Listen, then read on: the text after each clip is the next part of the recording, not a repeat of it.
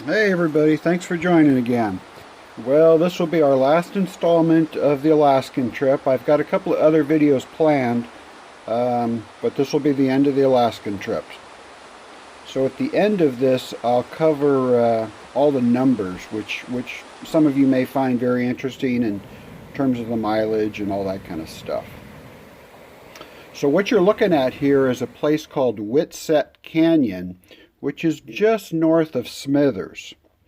So this is a First Nations fishing area.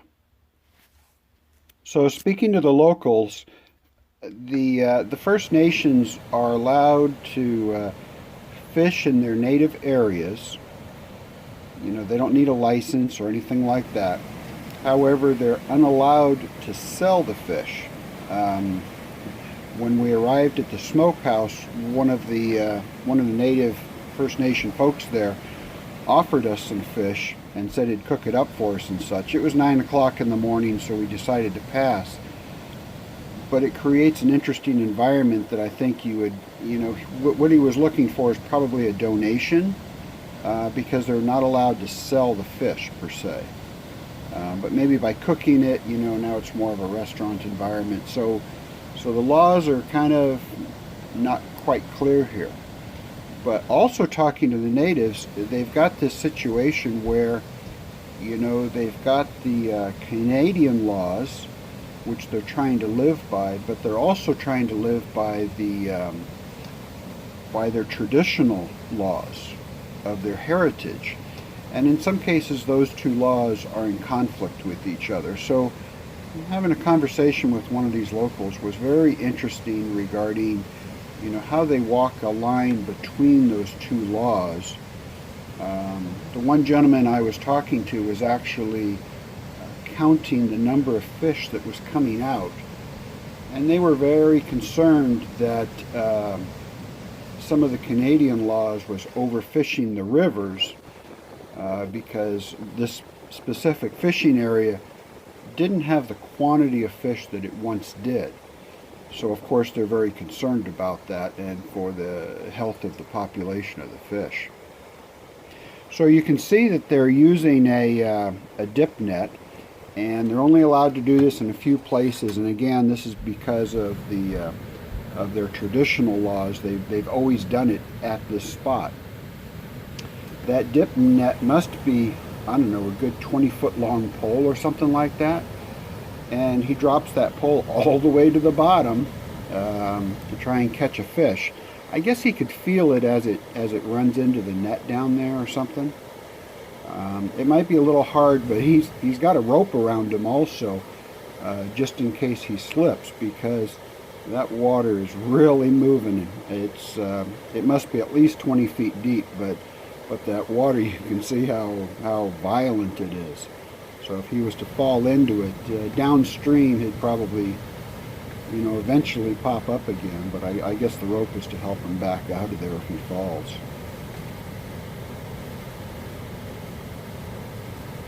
So while we're watching him fish here for a little bit, I'll answer one of the questions that's been sent in regarding, how am I creating these videos and such. So most of the video that you see has been recorded on my Samsung S7. It has a pretty darn good camera.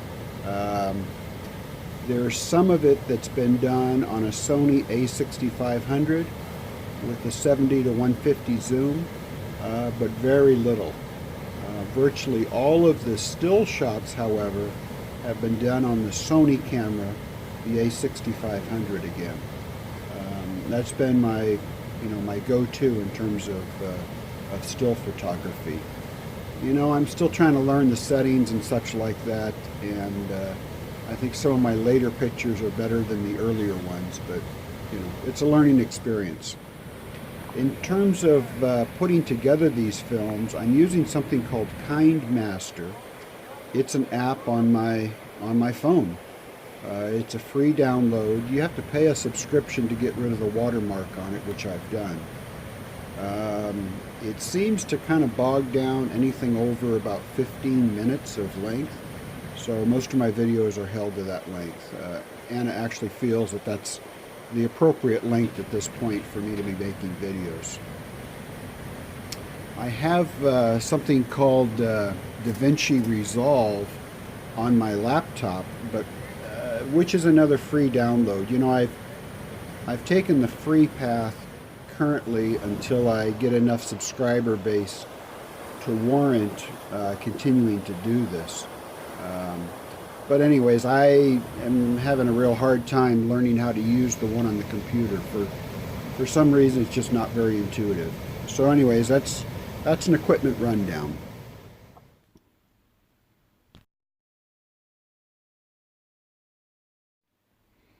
I had to take a whole bunch of pictures of this town of Houston because I have a good friend of mine that's his last name, and so this is a shout out to him, of course.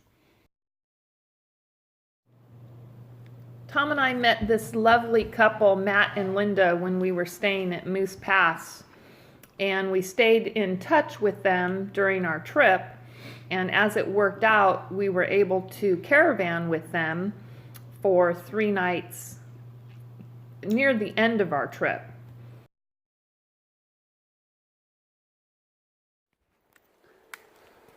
So where are we going, Anna? On a hike. Where are we going, Matt? Half-hour nature trail. There you go. Half hour or half mile? It said half hour. It said half hour, yeah. Okay. We're taking the dog for a walk. Yeah. Duck your head. Taking Toby for a walk. It's almost a night hike. It is almost a night hike since the sun goes down now at 9 o'clock. Okay, you're gonna have to blur out my shirt. No, actually, you need to get a picture of the shirt. This is a shirt that he bought in Fairbanks at a garage sale. Okay, now that you've disclosed that, It's a Love Alaska style.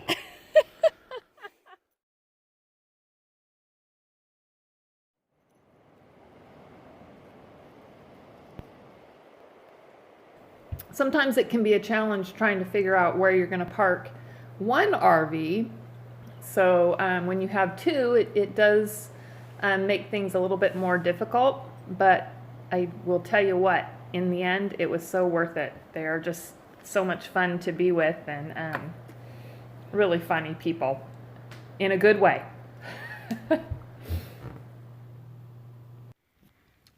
so this is Matt and Linda's rig out in front of us. We're driving up the Icefields Parkway, enjoying the beautiful scenery. We were fortunate enough to have halfway decent visibility on this part of the trip.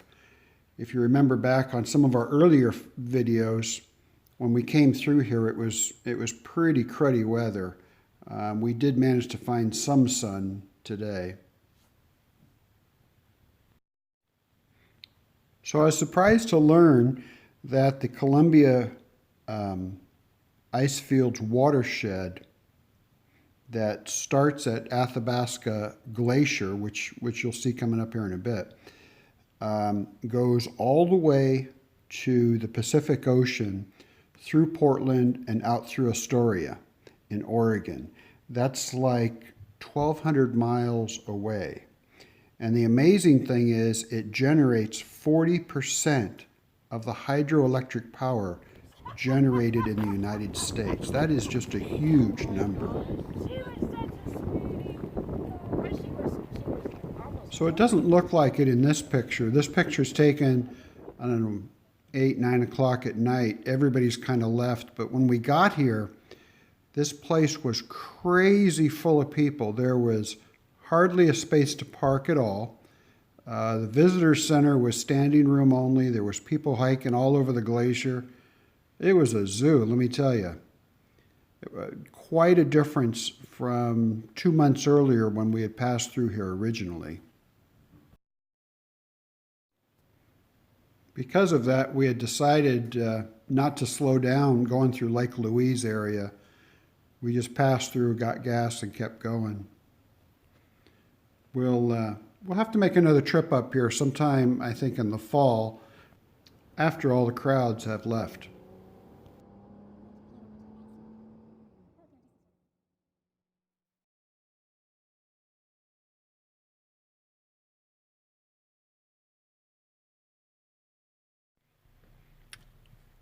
So we had returned to Revelstoke Mountain Resort, and while we're sitting there on the table, I think I was maybe working on a video or something like that, some guy comes out of the sky and lands next to the trailer with a big parachute. I'm going like, what the heck is this, right? So anyways, we go outside, and over the course of the next few hours, several of these guys fell out of the sky. Apparently what they do is they take the tram to the top of Revelstoke Mountain and they jump off, and they said they were going for distance. It was some kind of a competition. I don't quite understand the distance thing because they all landed in the same spot, but it was pretty cool. I mean, they were landing, literally right next to us.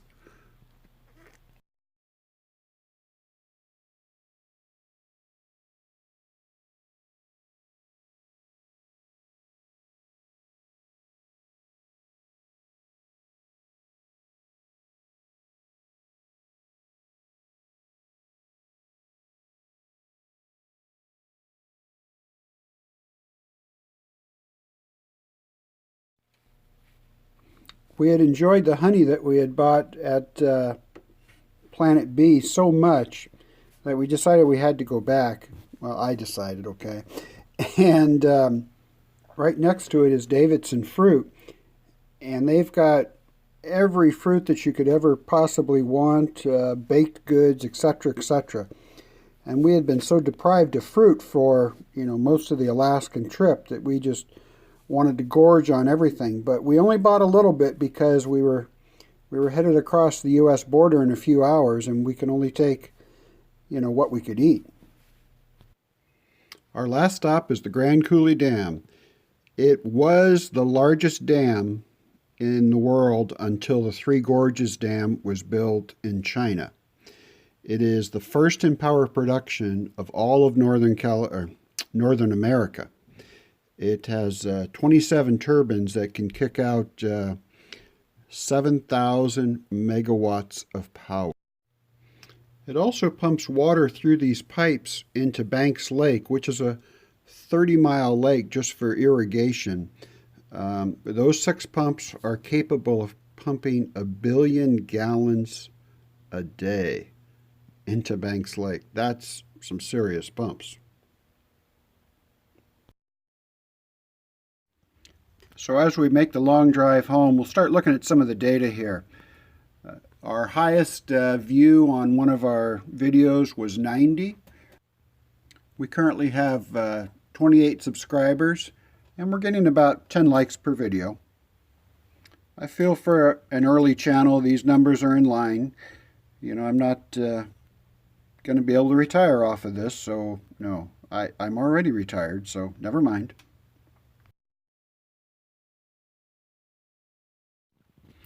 So you guys could read the numbers here. I'll cover a couple of highlights.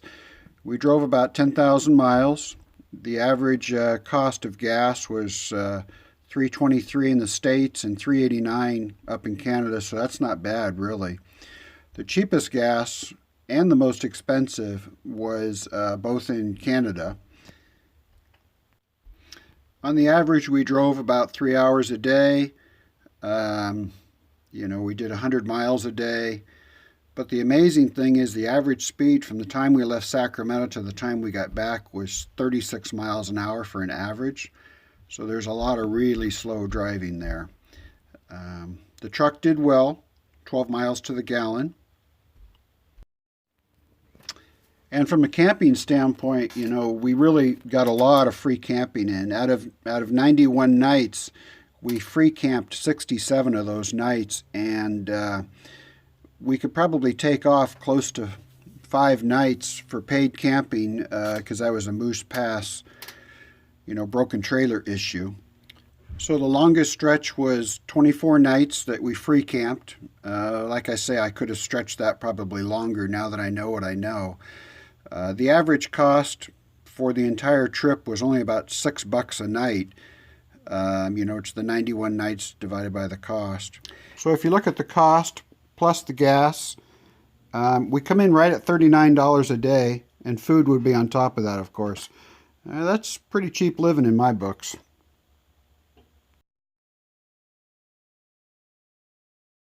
Okay, so here we are back at home in wonderful Sacramento area. Not enjoying the very hot weather, but enjoy being home. Yep. So if you liked our videos, Hit the subscribe button. hit the like button, and don't be afraid to leave us a comment. We enjoy the comments. Nice comment. Nice comments. Take care. Bye.